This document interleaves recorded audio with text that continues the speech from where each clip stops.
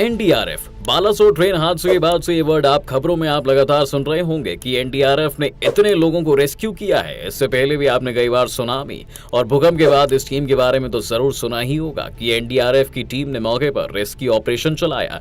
NDRF ने इतने लोगों की जानें बचाई, लेकिन क्या आपने कभी गौर किया है कि असल में ये टीम है कौन और कैसे ये हमेशा हादसे वाले इलाके में इतनी जल्दी पहुंच जाती है? क्या ये कोई सरकारी संस्था है या फिर कोई प्राइवेट एनजीओ? और अगर आपको एनडीआरएफ ज्वाइन करनी है तो आपको क्या करना होगा?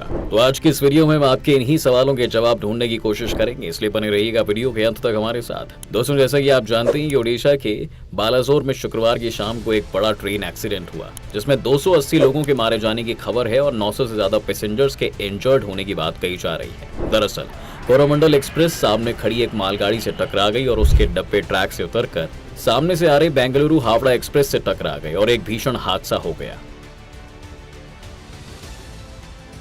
हादसे के 20 मिनट बाद ही रेस्क्यू टीमें घटनास्थल पर पहुंचने लगी थी। एनडीआरएफ के जवानों ने लोगों को बचाना शुरू किया तो डॉक्टर्स की टीम ने मौके पर ही इलाज करना शुरू कर दिया। फर्स्ट एड देकर उनको एम्बुलेंस से अस्पताल ले जाया गया। एनडीआरएफ के जवान बिना पानी पिए लोगों की जान बचाने में के मिशन में जुटे रहे। एनडीआरएफ के जवान हर तरह से मदद करते रहे, इसी के कारण ये रेस्क्यू कम समय में हो पाया, वरना जिस तरह का हादसा था वो देखकर तो यही लग रहा था कि कैसे ये मलबा यहाँ से उठाया जाएगा।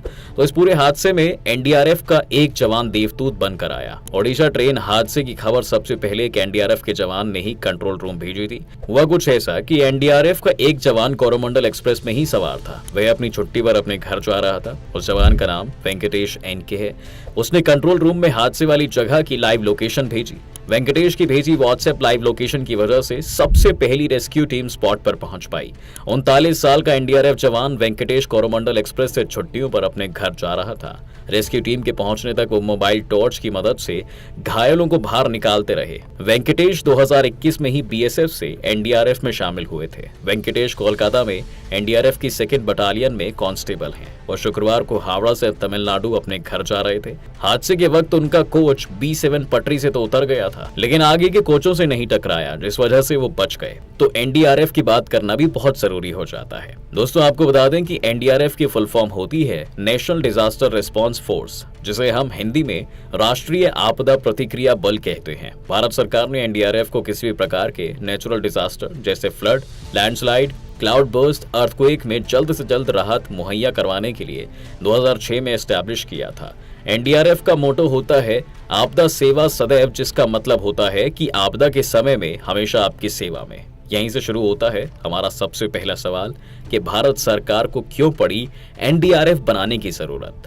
दोस्तों, बताया जाता है कि भारत में 90 के दशक के आखिर में एक ऐसी फोर्स की जरूरत महसूस होने लगी थी जो हर तरीके के डिजास्टर, चाहे वो नेचुरल हो या मैन मेड, उसमें जाकर लोगों की जानों की रक्षा कर सके। सरकार का मानना था कि एक फोर्स ऐसी हो जो आपदाओं से लड़ने के लिए खास तरीके से तैयार की गई हो। दुनिया में उस समय इस तरह की कई फोर्स बहुत बढ़िया काम कर रही थी। फिर 1999 के ओडिशा के सुपर साइक्लोन, 2001 के गुजरात भूकंप और 2004 में आई सुनामी के बाद भारत ने आखिर ये तय किया कि वो इस तरह की फोर्स बनाएगा जो आपदा के दौरान लोगों को बड़ी ही फास्ट तरीके से राहत पहुंचाने में एक्सपर्ट हो।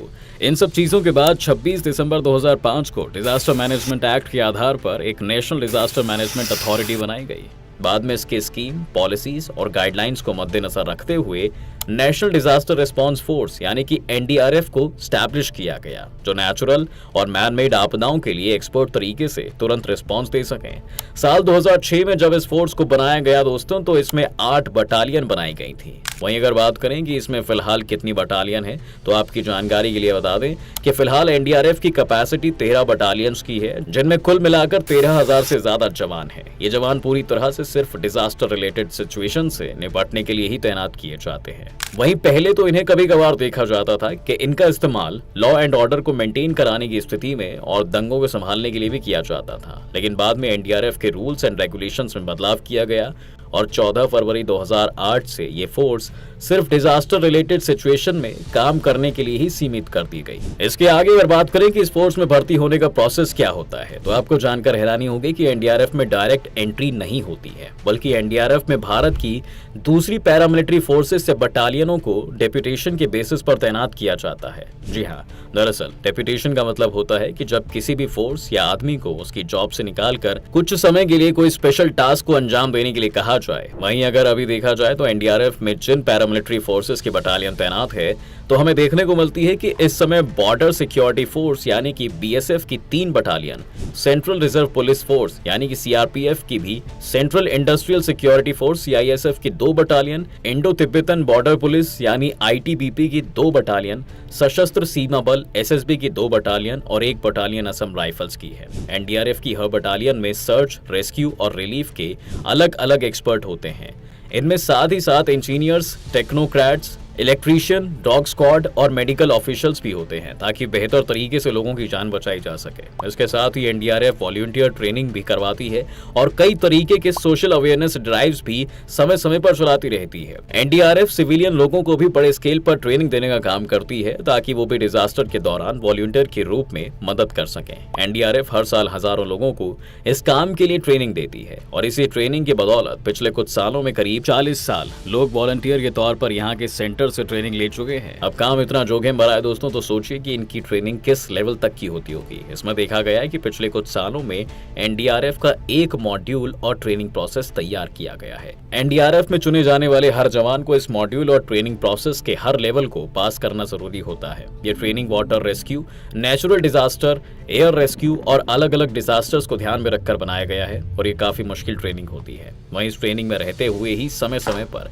छांटे गए कुछ जवानों को विदेश में ट्रेनिंग के लिए भी भेज दिया जाता है ताकि वो और बेहतर तरीके से नई टेक्निक सीख पाएं और अभी तक हजारों जवान ये ट्रेनिंग ले चुके हैं। ये ट्रेनिंग इस तरह की होती है कि एनडीआरएफ का हर जवान हर तरीके की कंडीशन में अपने ऑपरेशंस को पूरा करने की क्षमता रखता हो और इसका सबसे बेहतरीन एग्जाम्पल आप देख रहे होंगे कि बालासोर में किस तरह रेल के डिब्बों के नीचे दबे हुए लोगों को ये जवान अपनी जान की परवाह किए बगैर ही बचा रहे थे। अगला बड़ा सवाल आता है दोस्तों कि अभी तक ये फोर्स कितने मिशंस को अंजाम दे चुकी है। फिलहाल बात करें तो एनडीआरएफ अभी तक 75 के आसपास ऑपरेशंस को अंजाम दे चुकी है, जिसमें उन्होंने अभी तक 1,33,000 से ज्यादा लोगों की जान बचाई है और 2700 से ज्यादा लाशों को हादसे वाली जगहों से अपनी जान पर खेलकर बाहर निकाला है। ये मिशंस हर तरीके की फ्लड, लैंडस्लाइड, नेचुरल डिजास्टर और दूसरी कई कैलामिटीज में दी गई है और इनके इसी काम को सिर्फ हमारे देश में ही नहीं बल्कि विदेशों में भी अच्छी खासी चर्चा और वाहवाही होती रही है। लेकिन अगर एनडीआरएफ के ऑपरेशंस को और बेहतर तरीके से समझें तो एनडीआरएफ का पहला बड़ा टेस्ट साल 2008 में बिहार में हुआ था, जब कोसी नदी में आई बाढ़ के दौरान इनको रेस्क्यू की जिम्मेदारी सौंपी गई थी। उस समय भी टीम ने तुरंत वहां पहुंचकर बड़े स्केल पर रेस्क्यू का काम पूरा कर लिया था। माना जाता है कि बाढ़ वाले एरिया में रेस्क्यू करने बहुत मुश्किल हो जाते हैं क्योंकि हर तरफ सिर्फ पानी भरा हुआ होता है और जरूरी सामान और दूसरे रेस्क्यू सप्लाईज को भी वहां तक पहुंचाना थोड़ा मुश्किल हो जाता है। कोसी नदी की बाढ़ में उस समय देखते ही देखते हवा से 153 हाई स्पीड मोटर बोट उतारी गई, जिससे 780 फ्लडेड इलाकों में राहत और बचाव का काम किया गया। इसमें एनडीआरएफ के 3 बटालियन के बाढ़ एक्सपर्ट्स ने हिस्सा लिया था। 5 जिलों में फैले इस ऑपरेशन में 1 लाख से ज्यादा अफेक्टेड लोगों को बचाकर सुरक्षित जगहों तक पहुंचाया गया था। वही बात अगर करें सिर्फ देशों में ही नहीं बल्कि देशों के बाहर भी एनडीआरएफ रेस्क्यू ऑपरेशन अंजाम देने के लिए जाती है। इसका सबसे ताजा एग्जाम्पल हमें देखने को मिल सकता है इसी साल फरवरी 1 महीने में तुर्की में आए भूकंप में। जी हाँ, तुर्की में भूकंप अफेक्टेड एरियाज में हमारी सरकार ने राहत पैकेज के साथ साथ एनडीआरएफ की टीम को भी भेजा था, जिसे ऑपरेशन दोस्त का नाम दिया गया था। हमारे ऑपरेशन दोस्त के जरिए एनडीआरएफ की टीमें राहत सामग्री, खाना और भी बाकी जरूरत के सामान अफेक्टेड एरियाज में भेजे गए थे। साथ ही डॉग स्क्वाड को भी भेजा गया था, जिसके साथ साल 2011 में जापान में आए भूकंप में एनडीआरएफ की 46 सदस्यीय टीम ने रेस्क्यू ऑपरेशन में खास रोल निभाया था। साल 2015 में नेपाल में भूकंप से भारी तबाही मची थी, तब भी भारत सरकार ने ऑपरेशन मैत्री के तहत एनडीआरएफ की टीमें भेजी थी। इन सभी ऑपरेशंस के लिए हम एनडीआरएफ का जितना शुक्रिया कहें उतना शायद कम होगा। इसी के साथ दोस्तों आज की वीडियो में बस इतना ही। उम्मीद करते हैं कि आपको इस वीडियो में काफी कुछ सीखने को मिला होगा। अगर आपको ये वीडियो पसंद आया है तो वीडियो को लाइक करें और अगर आप इस चैनल पर नए हैं तो जाने से पहले चैनल को सब्सक्राइब भी कर लें।